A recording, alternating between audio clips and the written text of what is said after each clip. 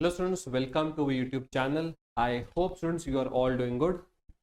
तो जैसा कि स्टूडेंट्स आप लोग जानते हो कि हम लोग एक मेंस आंसर राइटिंग प्रैक्टिस की सीरीज चलाते हैं।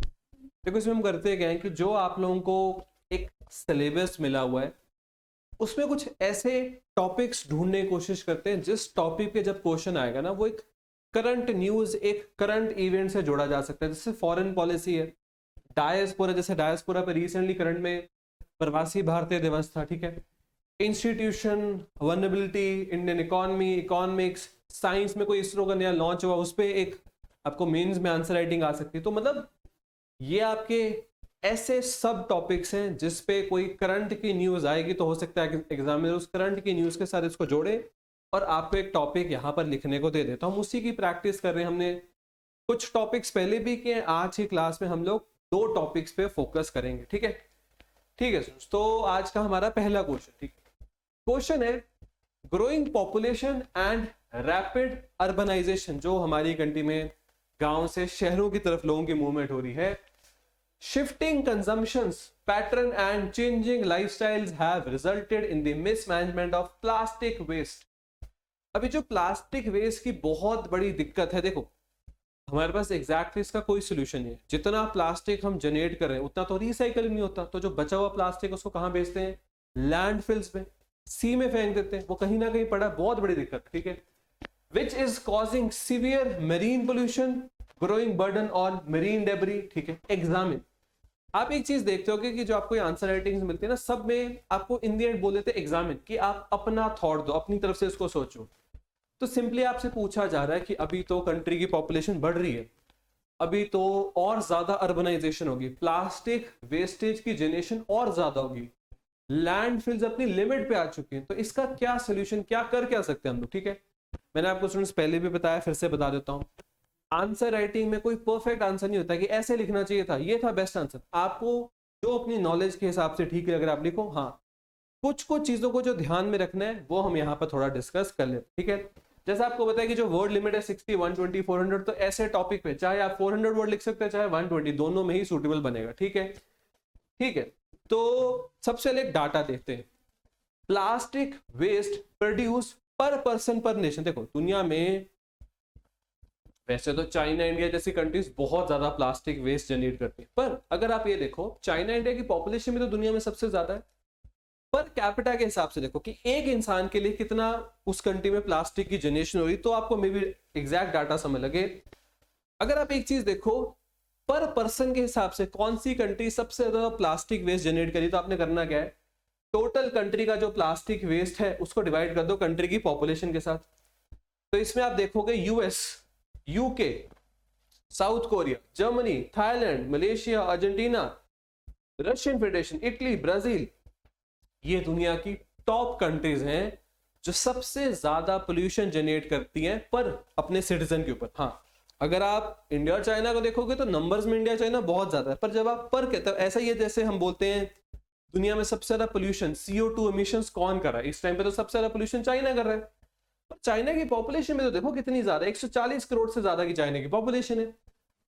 दूसरे नंबर पे दुनिया में सबसे ज्यादा पोल्यूशन कौन कर रहा है? यूएसए। यूएसए की पॉपुलेशन 34 करोड़ भी नहीं है, ये तो बिल्कुल सेंस नहीं बनी। पहले नंबर पे एक ऐसी कंट्री जिसकी पॉपुलेशन 140 करोड़ से ज्यादा, दूसरे नंबर पे एक ऐसी कंट्री जिसकी पॉपुलेशन 34 करोड़ से कम, तीसरे पे इंडिया है, इंडिया की पॉपुलेशन फिर 140 करोड़ के आसपास है। तो यूएसए जो बीच में फंसा हुआ है, ये एक बहुत ही इररिस्पॉन्सिबल कंट्री बनी। इतनी कम पॉपुलेशन होने के बावजूद भी आप इतना सारा कार्बन एमिशन कर रहे हो। कहीं ना कहीं ये सेम चीज हमको प्लास्टिक जनरेशन में भी देखने को मिल रही है, ठीक है। शुरू करते हैं। ये एक लैंडफिल है, आपने सुना होगा दिल्ली के बॉर्डर पे जो गाजीपुर आता है, असल में ये वो लैंडफिल है, ठीक है। अगर आप पूरा इसको अच्छे से देखना चाहो तो मैं साइड में हो जाता हूं, आप देख पाओगे ऑलमोस्ट एक माउंटेन है। लैंडफिल तो जमीन के नीचे होता है। जो लैंडफिल होता है उसका कंसेप्ट तो ये होता है ना कि जमीन खोदो, कूड़ा डालो, भर दो। ये तो एक जमीन से इतना ऊपर ऑलमोस्ट एक माउंटेन क्रिएट हो गया, मतलब इसके जो जमीन के नीचे लेवल पे वहां पर भी बहुत कूड़ा होगा। ये बढ़ रहा है, हम इसको कम नहीं कर पा रहे, इसकी हाइट बढ़ती जा रही है। ये हजारों लाखों लैंडफिल्स में से एक है इंडिया के, आप समझ रहे हो इस कितना बढ़ेगा। कहीं ना कहीं यहाँ आग लगी रहेगी, बारिश गिरेगी, इस पूरे कूड़े में से पानी रिस रिस के ग्राउंड वाटर में चला जाएगा, वो कितना डेंजरस पानी है। तो प्रॉब्लम ये बहुत ज्यादा बड़ी है। इससे अगर इंडिया में कल को कैंसर केसेस, कल को क्या ऑलरेडी हो रहे होंगे, कैंसर बढ़ रहा होगा, इससे लोगों को लंग प्रॉब्लम हो रही होगी, जब कूड़े में इतनी आग लगी रहेगी, पक्का होता को जो यहाँ वर्कर्स है उनको कितनी तरह की दिक्कत होती होगी। ये एक बहुत बड़ी दिक्कत है, ना सिर्फ इंडिया के लिए, पूरी दुनिया के लिए। अब चलो, ये तो बिल्कुल दिल्ली के आसपास तो कहीं समुद्र ही नहीं। आप सोचो इतना सारा कूड़ा अगर किसी मेट्रोपॉलिटन सिटी में इकट्ठा हो रहा है जो कोस्ट के पास है, वो क्या करते हैं, समुद्र में फेंक देते होंगे। सारा कूड़ा मरीन एनिमल्स में जा रहा है। जैसे आपको बताओगा दुनिया में सबसे डीपेस्ट पॉइंट है मरियाना ट्रेंच का, चैलेंजर्स डीप। सोचो उस चैलेंजर्स डीप में भी माइक्रो प्लास्टिक पहुंच चुका है। प्लास्टिक कण वहां पर भी देखे जा रहे हैं। जो इंसान मछली कंज्यूम करता है उस मछली में भी माइक्रो प्लास्टिक पहुंच चुका है। तो चीज तो बहुत डेंजरस है और इसका सोल्यूशन जल्दी कोई ना कोई हमको निकालना पड़ेगा। अब इस क्वेश्चन का रीजन ये तो आप समझ गए, रीजन क्यों पूछा गया और फ्यूचर पर्सपेक्टिव आगे क्या हो सकता है। इंडिया जनरेट्स, हम जनरेट करते हैं 55 million ton of municipal waste. 1 million 10 lakh होता है, 1 मिलियन 10 लाख, तो ये कितना बना 550 लाख, मतलब 5.5 crore ton of municipal waste, of which only 37% is treated. Almost 65% कचरा जो इंडिया क्रिएट करता है उसकी तो ट्रीटमेंट ही नहीं है, तो वो कहां है, कहीं ना कहीं पड़ा है, किसी लैंडफिल में पड़ा है, कोई उसका कुछ हो ही नहीं पा रहा। ठीक है, according to the central pollution control board, तो जो सारा डाटा है सेंट्रल पोल्यूशन कंट्रोल बोर्ड के हिसाब से मैं आपको बता रहा हूं। ठीक है, अब देखो जब आप इसके ऊपर लिखोगे ना बहुत ट्रिकी हो जाएगा। कैसे लिखोगे, क्योंकि आप किसी को क्रिटिसाइज भी नहीं कर सकते। किसको क्रिटिसाइज करोगे, इंडिया की पॉपुलेशन को या जनरल लैंडफिल्स भाई, मतलब क्रिटिसिजन भी एक सोल्यूशन ही ना हो पाएगा। देखो आपको आंसर राइटिंग जब भी दी जाएगी ना उसमें क्रिटिसाइजेशन एक ऑप्शन ही नहीं है, आप क्रिटिसाइज कर ही नहीं सकते। आप तो ये बताओ ठीक है चीज खराब है कोई बात नहीं, उसका सोल्यूशन क्या है। To write about the need to tackle plastic pollution by regulating its manufacturing, देखो एक ही सोल्यूशन है। इतना पोल्यूशन, इतना प्लास्टिक बन ही क्यों रहा है। हमको हमेशा लगता था कि वो जो टेट्रा पैक्स आते हैं ना, फ्रूटीज, जंप इन, बहुत कुछ अब तो आना शुरू हो गया, उसमें एक प्लास्टिक की पाइप ही यूज हो सकती है। हमेशा लगता था ठीक है वही उसको पंच इन कर पाएगी, उसी को यूज किया सकता है। पर नहीं, जब रेगुलेशंस आई हमने, अब वो आपने देखा होगा वो शायद कुछ एक पेपर टाइप चीज है उससे वो पाइप बनती है और वो यूज हो रही है। हाँ, उस तरह से काम नहीं कर पा रही जिस तरह से एक प्लास्टिक पाइप है वो जल्दी गल जाती है, खराब हो जाती है। पर आप एक चीज देख रहे हो, वो प्लास्टिक की पाइप, तीखी पाइप अगर समुद्र में चलेगी, एक मछली के अंदर वो चलेगी, उसकी सारी सब कुछ खत्म हो जाएगा, वो पाइप सब पूरा खत्म कर देगी। आपने बहुत बार वीडियोस देखी होगी, एक वीडियो तो बहुत फेमस है, बिलियन में व्यूज है। तो उनको क्या मिलता है, उनको एक टर्टल मिलता है, टर्टल के नोज में एक पाइप होती है, वो उस पाइप को खींचने की कोशिश करते हैं, पूरा नोज उसका ब्लीड होने लग जाता है, वो पाइप बाहर नहीं आती। एंड में जाके जब वो पूरी स्ट्रॉ को बाहर निकालते हुए देखते हैं प्लास्टिक पाइप है। सोचो वो एक केस हमारे सामने आया तो हमको इतना उससे इंपैक्ट पड़ा है, ऐसे कितने लाखों केस रोज समुद्र में होते होंगे, मेरीन लाइफ को कितना ज्यादा खतरा है। अब उस पाइप को हटाया है, उसकी जगह वो थर्मोकोल पाइप आनी शुरू हुई, तो थोड़ा मतलब ये तो आपने बस ऐसा कर लिया कि हजारों प्रॉब्लम में से एक को सॉल्व किया। फिर आपने जो सुना होगा सिंगल यूज प्लास्टिक से, इंडिया कोशिश तो कर रहा है सिंगल यूज प्लास्टिक को बैन करने की, पर क्या एक्चुअली वो बैन हो रहे हैं। सिंगल यूज प्लास्टिक बहुत सिंपल सी टर्म है, कोई ऐसी चीज जो प्लास्टिक से बनी जिसको आप एक बार यूज करोगे। जैसे आप कहीं गए, वहां कुछ खाने को मिला, आपको प्लास्टिक की प्लेट में उसने खाने को दिया, आपने खाया, वो प्लेट फेंक दी, वो कभी यूज नहीं होगी दोबारा। ऐसे तो देखो प्लास्टिक तो हम अपनी कार्स में भी यूज करते हैं, कार के जो डोर है, डैशबोर्ड है, वो सब प्लास्टिक है, वो सिंगल यूज प्लास्टिक थोड़ा, वो तो कई साल वहां लगा रहेगा, वो खराब नहीं है। खराब है वो प्लेट्स, वो स्ट्रॉज, वो बहुत लो क्वालिटी का स्पून, वो सब है सिंगल यूज प्लास्टिक। पॉलीथीन्स, उनको टैकल करना बहुत ज्यादा जरूरी है, वही असल में मेन वेस्टेज है जो दुनिया में क्रिएट हो रही है। ठीक है, इंडिया में देखो दुनिया भर की कंट्रीज कोशिश कर रही है सिंगल यूज प्लास्टिक को बैन करना, पर इतना इजी नहीं है, टाइम लगेगा काफी ज्यादा। ठीक है, तो ठीक है, तो आपने यहाँ पर एक चीज पे ध्यान देना है, मैन्युफैक्चरिंग, कैसे प्लास्टिक मैन्युफैक्चरिंग कम हो सकती है। आप खुद सोचो, बहुत ज्यादा प्लास्टिक जनरेट कर रही हैं ये बड़ी बड़ी फर्म्स। जैसे दुनिया में सबसे ज्यादा प्लास्टिक जनरेशन एक कंट्री के द्वारा जो है वो है कोको कोला। कोको कोला इतनी अमीर कंपनी है, इतने बड़े बड़े इवेंट्स को स्पॉन्सर कर रही है, आज तक कोको कोला ने कभी सोल्यूशन ढूंढने की कोशिश नहीं करी कि प्लास्टिक की बोतल की जगह क्या आ सकता है। क्यों करेंगे नहीं, बस वो प्लास्टिक जनरेशन कर रहे हैं। कोको कोला कहाँ की कंपनी है, यूएसए की। यूएसए के पास तो कोई राइट ही नहीं है कि वो दुनिया को बोल सके कि एनवायरमेंट के बारे में सोचो। खुद तुम्हारी ही कंपनी जिसको तुम रेगुलेट कर सकते हो, वो दुनिया में सबसे ज्यादा प्लास्टिक जनरेट करी है, कोको कोला, पेप्सी को, फिर जो इनकी फास्ट फूड चेन्स है, कितना ज़्यादा प्लास्टिक जनरेशन। जैसे आप मैकडोनल्ड्स चले जाओ, मैकडोनल्ड्स में आपको एक बार वो एक आइसक्रीम खाने को देंगे, उसका इतना बड़ा स्पून आता है, प्योर प्लास्टिक का बना हुआ स्पून, आप उसको खा के फेंक दोगे, वो स्पून अब किसी डंप यार्ड में चला जाएगा या किसी मरीन लाइफ को तंग करेगा, ठीक है। तो एक बहुत बड़ी दिक्कत है। और सोचो अगर बड़ी बड़ी कंट्रीज कुछ नहीं कर पा रही है तो इंडिया इस पे अगर एक स्टेप ले तो बहुत बड़ी चीज हो जाएगी हमारे लिए, ठीक है। हम इस टाइम पे ऐसा ना भी सोचे ना कि बाकी तो कुछ कर नहीं रहे, हमको क्या फर्क पड़ता है, ऐसा नहीं चलेगा, हमको सोचना पड़ेगा।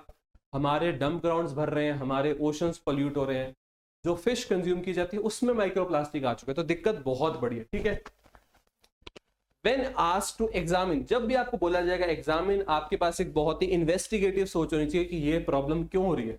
देखो मैं आपको बोलूं प्लास्टिक पोल्यूशन, आपको पता तो हो क्यों रहा है, अब लोग कि वो होता कैसे है ये पता नहीं, तो फिर नहीं आप इस क्वेश्चन को अटेंड कर सकते। आपकी सोच ऐसे होनी चाहिए कि अच्छा इसके पीछे रीजन ये है, इसके पीछे रीजन ये, इसके पीछे रीजन है, आपको एक पूरी वो जो आप कहते हैं कड़ी बनानी आनी चाहिए, ठीक है। Investigate the topic in detail, inspected, investigated and establish the key facts. तो आपको पता होना चाहिए क्या वो बेसिक रीजन है, क्या वो बड़े रीजन है जिसकी वजह से प्लास्टिक जनरेशन इतनी ज्यादा है, उस पर कोई स्ट्रॉन्ग रेगुलेशन नहीं है, कोई स्ट्रॉन्ग रिस्ट्रिक्शन नहीं आ पा रही है, कोई हमारे पास बहुत अच्छा प्लान नहीं है कि इतना प्लास्टिक जो उसकी रिसाइकलिंग कैसे करनी, ये वो दिक्कत है जिसके बारे में आपको जरूर लिखना पड़ेगा, ठीक है। चलो तो फाइनली अब तक जो हमने डिस्कस किया इस क्वेश्चन पे वो सब आपके दिमाग में चल रहा है, ये वो है जो आप अपने एग्जामिनर को दिखाओगे। Introduction, body, conclusion. इंट्रोडक्शन, सबसे पहले आपको एक स्टैटिस्टिक्स देना पड़ेगा कि ये प्रॉब्लम, देखो एग्जामिनर ने क्वेश्चन पूछा, उसको सपोर्ट करो ना कि सच में ये तो बहुत बड़ी दिक्कत है, कैसे सपोर्ट करोगे। तो सपोर्ट करने के लिए आप ये डाटा दिखाओगे, आप सपोर्ट करने के लिए ये वाला डाटा दिखाओगे। तो आपको अगर इंट्रोडक्शन में कोई स्टैट याद है, कोई स्टैट दे सकते हो, बहुत ही सपोर्टिव चीज होगी। आपने नंबर्स में बता दिया कि ये जो प्रॉब्लम है प्लास्टिक पोल्यूशन की वो कितनी बड़ी दिक्कत है, ठीक है। बॉडी, तो यहां तो आपने सिर्फ इंट्रोडक्शन दिया, बॉडी पहले मेंशन करो वो वेरियस सोर्सेज जहां से प्लास्टिक पोल्यूशन इकट्ठा हो रहा है, उसका एनवायरमेंटल इंपैक्ट। आप ये फोटो दिखा तो नहीं पाओगे, ड्रॉ भी नहीं कर पाओगे ढंग से, पर इसके बारे में डिस्कस तो कर ही सकते हो, क्योंकि ये इतना बड़ा लैंडफिल बन गया कि सबको पता है गाजीपुर लैंडफिल के बारे में। आप इसको बिल्कुल रेफरेंस में ले सकते हो कि वो एक ऐसा एग्जांपल है कि सोचो वो नेशनल कैपिटल है, यहाँ G20 कितनी बड़ी मीटिंग्स है, ये पहाड़ है वहां पर, ठीक है, और इसके बारे में हम कुछ भी नहीं कर पा रहे। इतनी बड़ी कंट्री, इतनी बड़ी इकोनॉमी, हम कह रहे हैं हम दुनिया में इतनी बड़ी फोर्सेस हमारे पास, और हम एक माउंटेन, मतलब एक गार्बेज माउंटेन का कोई सोल्यूशन नहीं है। तो प्रॉब्लम तो सच में बहुत बड़ी है, और सिर्फ इंडिया के लिए नहीं, मैंने आपको खुद बताया कि इस डाटा से हमको ये समझ लगता है कि दुनिया में जो भी कंट्री अपने आप को न्यूक्लियर बोले, ये बोले, प्लास्टिक प्रॉब्लम सबके लिए बहुत बड़ी है और उसका सोल्यूशन किसी के पास नहीं है। ये जो थोड़ी रिच कंट्रीज है, पहले क्या करती थी, अपने प्लास्टिक को रिसाइकलिंग के लिए कोई ऐसी कंट्री में भेज देती थी जहां रेगुलेशन स्ट्रांग नहीं कि तुम संभालो, अब तुम्हारी चिंता, ठीक है। अब वो भी इतना नहीं हो पाता, नहीं तो पाकिस्तान, बांग्लादेश और कई बार तो हम भी दुनिया से बहुत सारा प्लास्टिक इंपोर्ट कर लेते थे और उसको फिर अच्छे से रिसाइकलिंग नहीं करते थे, वो यहाँ वेस्ट बन जाता था, ठीक है।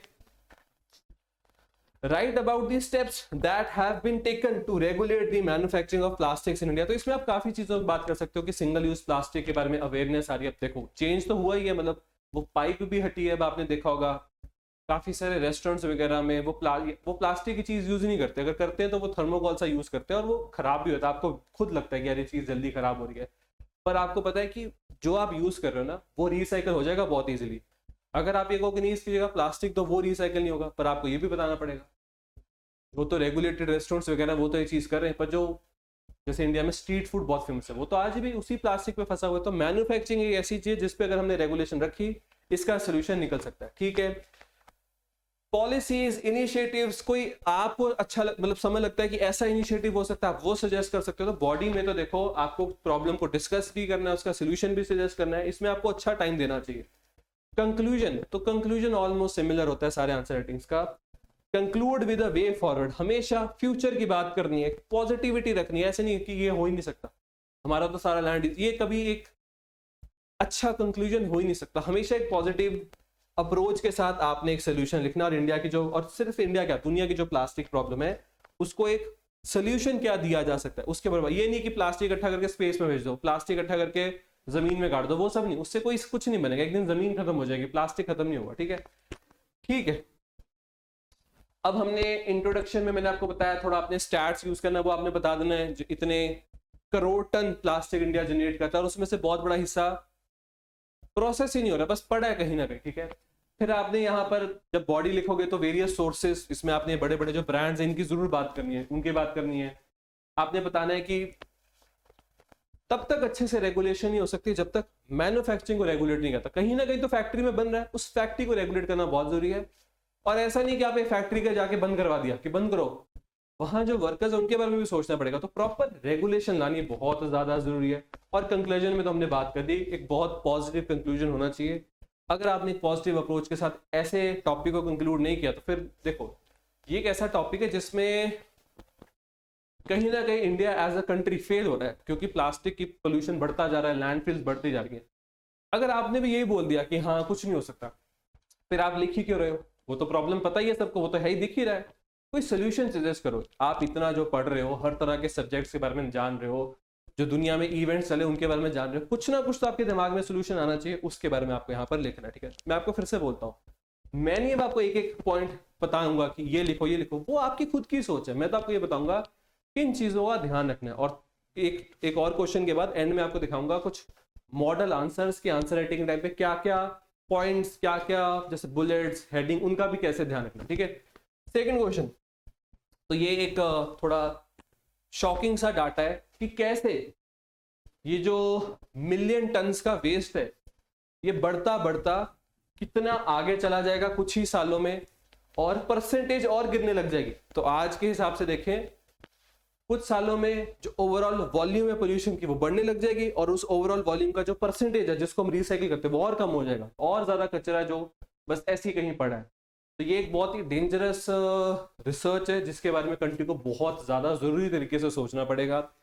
एक टाइम पे बॉर्डर सिचुएशंस को थोड़ा इग्नोर किया जा सकता है, ये सिचुएशन बिल्कुल इग्नोर नहीं हो सकती। इंडिया के हर शहर में, हर गांव में, हर टीयर 1 टीयर 2 सिटी में प्रॉब्लम एग्जिस्ट करती है, हर मरीन सिटी में प्रॉब्लम एग्जिस्ट करती है, हर इंडियन की लाइफ को ये प्रॉब्लम इंपैक्ट कर रही है। ठीक है, आई होप समझ पाए आप ये टॉपिक कितना बड़ा है, और इस टॉपिक के ऊपर आपके एग्जामिनेशन की मतलब आपका सोच, आप कैसे इसको सॉल्व कर सकते हैं वो भी कितना इंपॉर्टेंट है। ठीक है, सेकंड टॉपिक, ये बड़ा इंटरेस्टिंग सा टॉपिक है, पार्टीशन ऑफ इंडिया।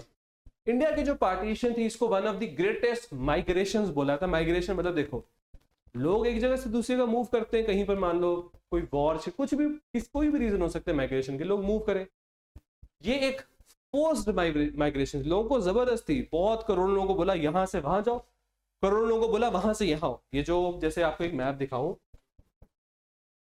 ये जो हुआ है ना, ये जो माइग्रेशन यहां हुई है और जो माइग्रेशन यहां हुई है, इसको कुछ लिमिटेड टाइम पीरियड में पूरा करना था। ऐसा नहीं कि अगले साल तक कर लेना, नहीं, लोगों को ये बहुत जल्दी करना था।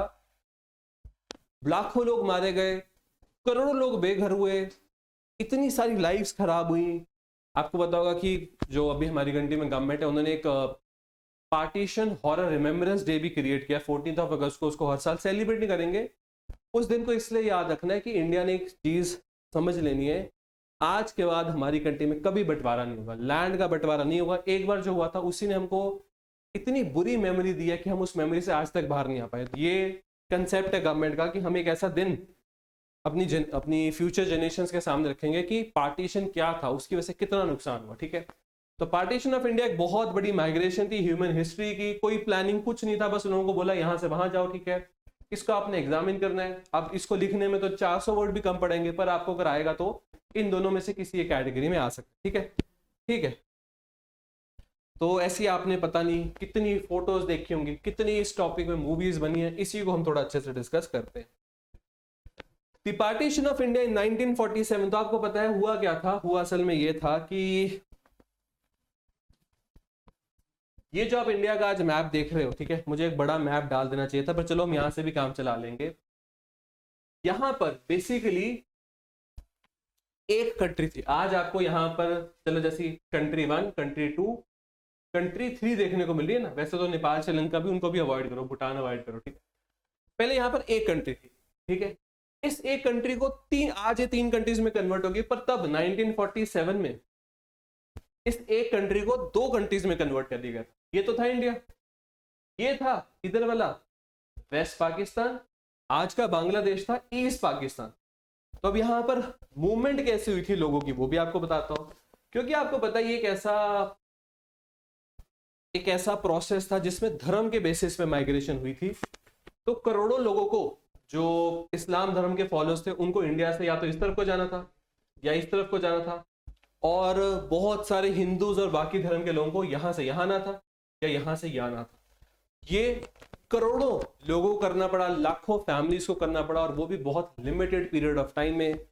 कोई उनको सपोर्ट नहीं मिला। ऐसा नहीं कि ट्रेन चल रही है, बसें चल रही है, ऐसा कुछ नहीं मिला उनको सपोर्ट। दंगे हुए, वायलेंस हुई, लोगों को मारा गया, फैमिलीज को मारा गया। आपने इस टॉपिक पे कितनी मूवीज देखी। एक इतने बड़े लेजेंड इंडिया के मिल्खा सिंह, उनकी लाइफ में पार्टीशन का क्या इंपैक्ट था वो शायद किसी को पता ही था जब तक एक मूवी नहीं बनी। ठीक है, एक बहुत फेमस मूवी इंडिया की गदर मूवी, उसमें आपने देखा इसके बारे में। बहुत सारी मूवीज हैं जो इस पार्टीशन के ऊपर बनी है, इस पार्टीशन के क्या इंपैक्ट्स थे। आज तक इस पार्टीशन का हम पे सोचो, पार्टीशन तो चलो एक बार हुआ, ठीक है, रेड क्लिफ आया, लाइन ड्रॉ करके चला गया। उस लाइन के लिए हम आज भी लड़ रहे हैं। आप ये मत कह देना प्रॉब्लम सॉल्व होगी, प्रॉब्लम बिल्कुल सॉल्व नहीं। वो एक लाइन ड्रॉ हुई, उस लाइन के लिए आज भी लड़ाई हो रही है। कितनी वॉर्स लड़ी हमने, 47, 48, 65, 71, 99, समझ रहे हो। एक गलत डिसीजन इंडिया को कितना नुकसान दे चुका है, आगे पता नहीं कितना नुकसान देगा। इसी के ऊपर आपको एग्जामिन करना है, इसी के ऊपर आपको लिखना है। तो 1947 में जो पार्टीशन हुआ था, बॉर्डर्स ड्रॉ हो गए थे, ठीक है। डेथ्स देखो, 2 मिलियन, 2 मिलियन मतलब कितना हुआ, 1 मिलियन 10 लाख होता है, 20 लाख के आसपास डेथ। तो बोले बोल रहा है कि 2 लाख से 20 लाख के बीच में कहीं भी नंबर हो सकता है, पता ही नहीं किसी को एग्जैक्टली नंबर है कितना, ठीक है। और ठीक है, तो आज वो जो पार्टीशन था, आज आप उसको 3 कंट्रीज के हिसाब से समझ सकते हो, इंडिया, बांग्लादेश और पाकिस्तान। पहले क्या था, पहले इंडिया और पाकिस्तान के बीच में था, पर जब आपको पता है 71 की वॉर हुई तो जो ईस्ट पाकिस्तान था वो एक अलग कंट्री बनी, बांग्लादेश। तो आज पार्टीशन इन 3 कंट्रीज के हिसाब से समझा जा सकता है। Introduction begin by mentioning how transfer of power happened hastily resulting in a massive humanitarian crisis.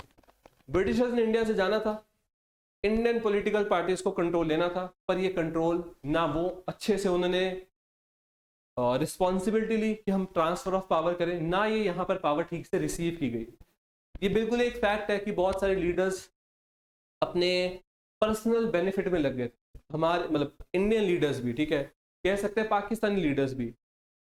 ये जो पर्सनल बेनिफिट्स बीच में आ गए थे, उसकी वजह से कंट्री को एक बहुत ही गलत डायरेक्शन में पुश किया गया। और ब्रिटिशर्स के लिए चीज बहुत नॉर्मल थी, क्योंकि उनको इससे अच्छा क्या ही मिलेगा कि जहां से आप जा रहे हो वो पूरा डिस्ट्रॉय हो रहा है एरिया, ठीक है।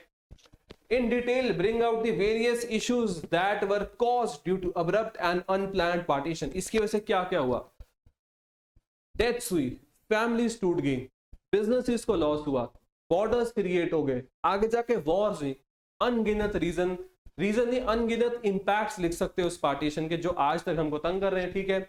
रिफ्यूजी क्राइसिस हुआ, माइनॉरिटी मेजॉरिटी के इश्यूज बनने शुरू हुए, ठीक है। और क्योंकि दोनों कंट्रीज बनी एक पार्टीशन की नींव पे थे, आज तक वो नींव कच्ची है, तो दोनों कंट्रीज के आपस के रिलेशन बहुत ज्यादा खराब है। सोचो अब जब पाकिस्तान इकोनॉमिकली इतना बुरे हाल में फंस चुका है, ये मदद या फिर ये रिलेशन उनको इंडिया से आज से कई साल पहले ठीक करने चाहिए थे। अब उनको लग रहा है कि इंडिया के साथ रिलेशन ठीक करते हैं, हमारी इकोनॉमिक्स बहुत खराब है, ठीक है। अब तक उनको ऐसा क्यों नहीं लगा, क्योंकि बस एक हिस्ट्री रही है ना, वो दुनिया में किसी से भी हेल्प मांगेंगे, इंडिया से नहीं मांगेंगे, क्योंकि हिस्ट्री इस तरह की है। वॉर्स हुई है, ठीक है, कितना कुछ तो हमने फेस कर लिया। Mention how the leaders responded to partition. अब ठीक है, इस लैंड पे हिंदू, मुस्लिम, बाकी सब धर्म इतने सालों से रह रहे थे, आगे इतने सालों तक रहना था। जब धर्म के ऊपर एक कंट्री मांगी गई, तो क्या आज पाकिस्तान जिस सोच से बना था वो सोच अचीव हो गई है? इंडिया आज भी सेकुलर है, पाकिस्तान आज एक इस्लामिक कंट्री है। क्या बीइंग एन इस्लामिक कंट्री उनको बहुत कुछ फायदा हुआ? क्या वो बहुत कुछ अचीव कर पाए? क्या उन्होंने इकोनॉमिक्स बहुत स्ट्रॉन्ग कर दी? ऐसा तो उनको कुछ नहीं दिख पा रहा। तो ये जो डिमांड रखी गई थी ना कि इंडिया में एक मुसलमान अच्छे से जी नहीं पाएगा, फ्रीली जी नहीं पाएगा, उसको एक अलग कंट्री होनी चाहिए। क्या सच में आज पाकिस्तान में एक मुसलमान अपनी अच्छी लाइफ जी पा रहा है? अगर आप इन्फ्लेशन का डाटा देखो, पाकिस्तान में कुछ कुछ चीजें एक साल में डबल नंबर पे आ गई। मतलब पिछले साल अगर कोई चीज 100 की थी, इस साल वो 200 रुपए की। इतनी हाई इन्फ्लेशन पे क्या वहां के लोगों को कुछ मिला एक अलग से कंट्री बना के? और इंडिया ने क्या कुछ गवा दिया? हम बोलते थे ब्रेड बास्केट पंजाब है, इतना बड़ा हिस्सा पंजाब का वहां चला गया, इतना इंपॉर्टेंट शहर लाहौर वहां चला गया।